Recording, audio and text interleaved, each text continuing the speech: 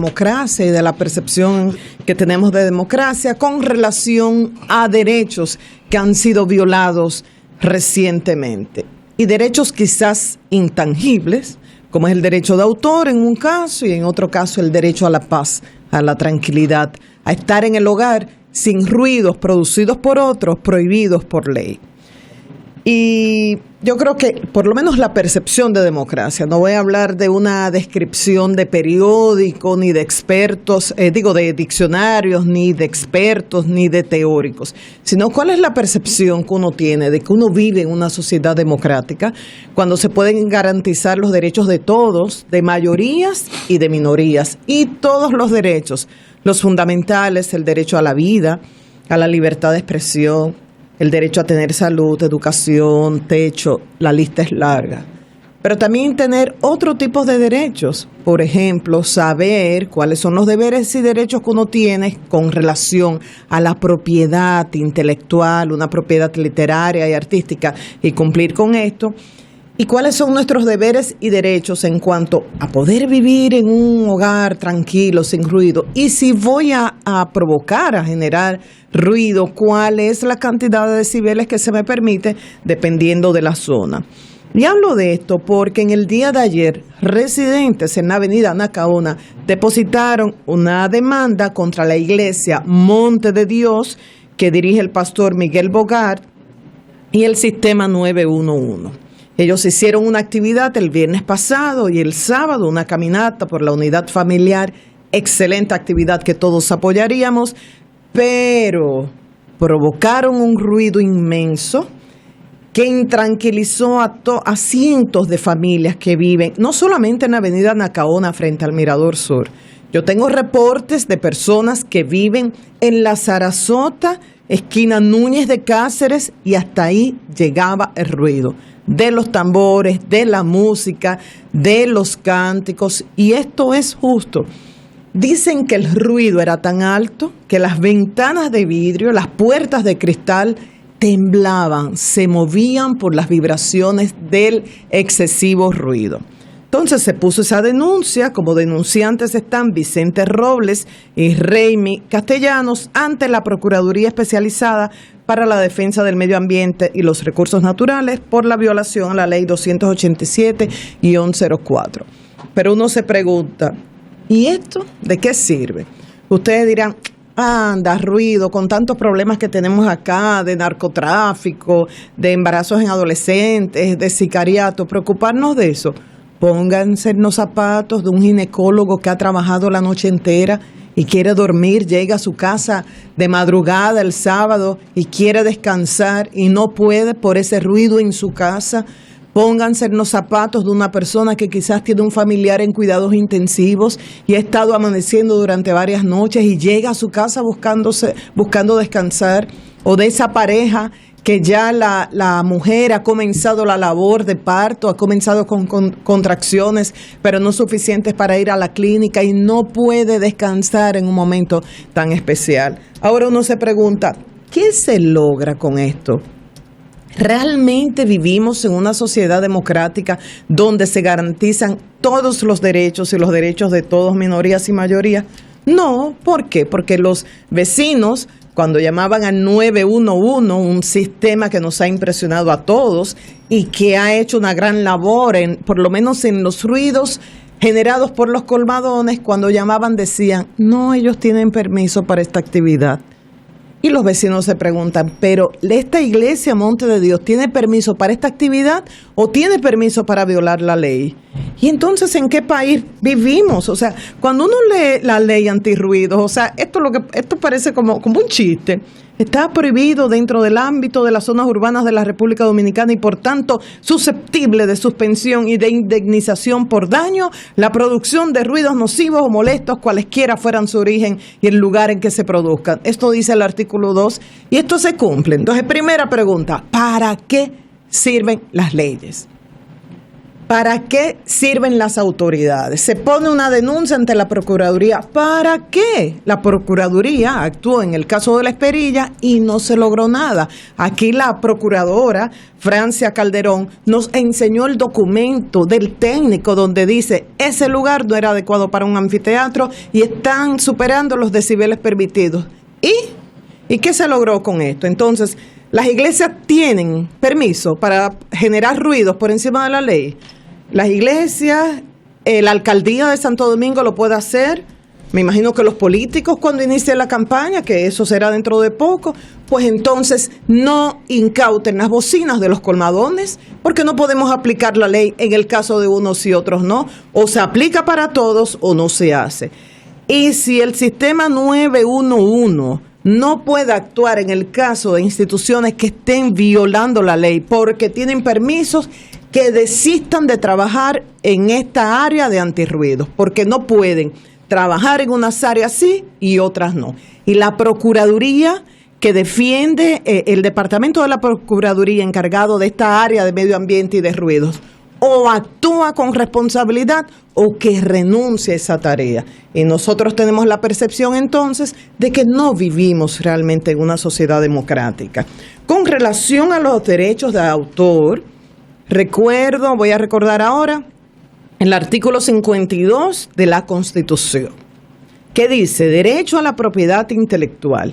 Se reconoce y protege el derecho de la propiedad exclusiva de las obras científicas, literarias, artísticas, invenciones e innovaciones, denominaciones, marcas, signos distintivos y demás producciones del intelecto humano por el tiempo, en la forma y con las limitaciones que establezca la ley.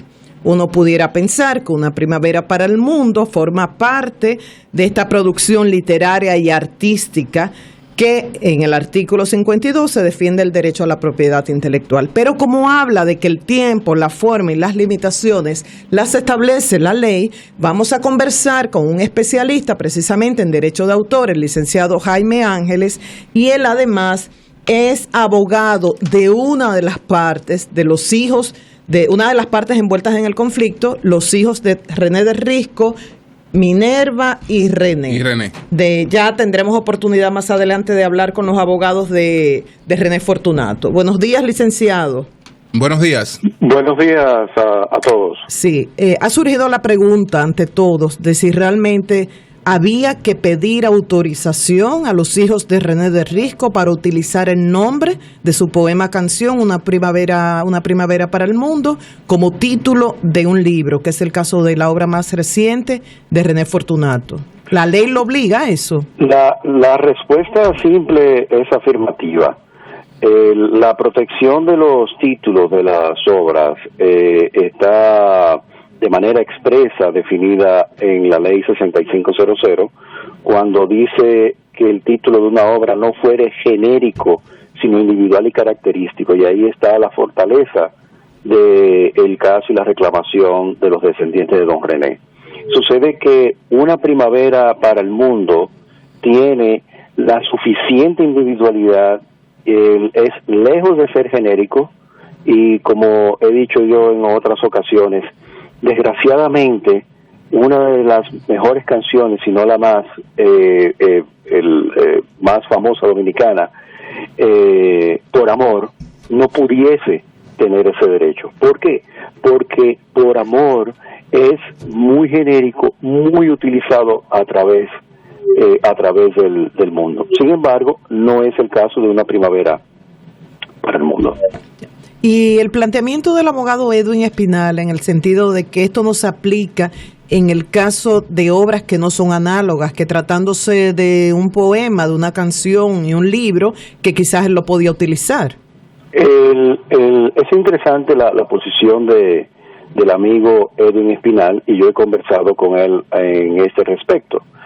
Lo que él dijo en el periódico se trata de una mala percepción de que el libro de don René Fortunato es una mera recopilación de fotografías, lo cual no es así, sino que es una verdadera obra literaria, ya que hay comentarios, hay frases, fragmentos de lo que ocurrió en aquel momento. Entonces, una canción, previo a ser canción, es un poema, principalmente ese poema. Entonces estamos hablando de obras que son literarias. Ambas. Entonces, hay otro asunto muy importante, y es ¿por qué todo el mundo se da cuenta de lo del título?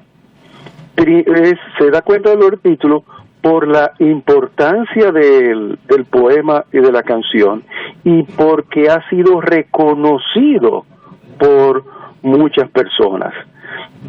Y hay que ver que las personas que reconocen ese título del poema de Don René es precisamente a un gran público que va destinada la publicación del señor René Fortunato. Jaime, ustedes tienen en el expediente copia de la carta que Minerva le facilitó a René ante una situación anterior, y que probablemente en la redacción de esa carta él interpreta que ahí había una situación abierta para uso generalizado en cualquier actividad. Como le digo yo en clase, excelente pregunta la que se ha hecho. Yo no he visto ese documento, me gustaría verlo, y tengo entendido que al mediodía de hoy lo voy a poder ver, sí. Pero hay un asunto muy importante, independientemente que se haya dado la autorización, cosa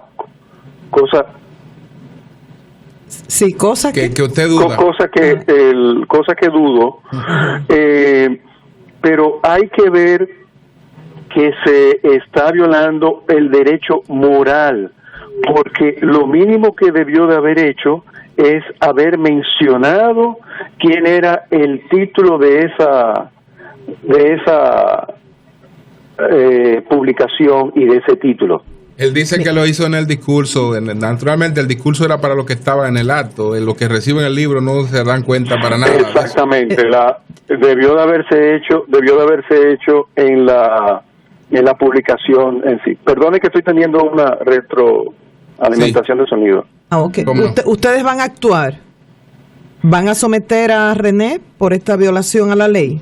Se han iniciado las actuaciones con respecto a las pretensiones, aunque no descartamos de que pueda haber un arreglo en ese sentido. Si no hay un arreglo en ese sentido, entonces vamos a tener que iniciar las acciones legales pertinentes. Y la sanción que establece la ley en estos casos, digo, ya aquí Eury está celebrando el acuerdo, pero usted lo ha planteado como una posibilidad. Un acuerdo, aunque René le dijo a una persona, y no usó ese término con Eury, sino otra persona, que un sometimiento de esa naturaleza para él es como lanzar un pez al agua.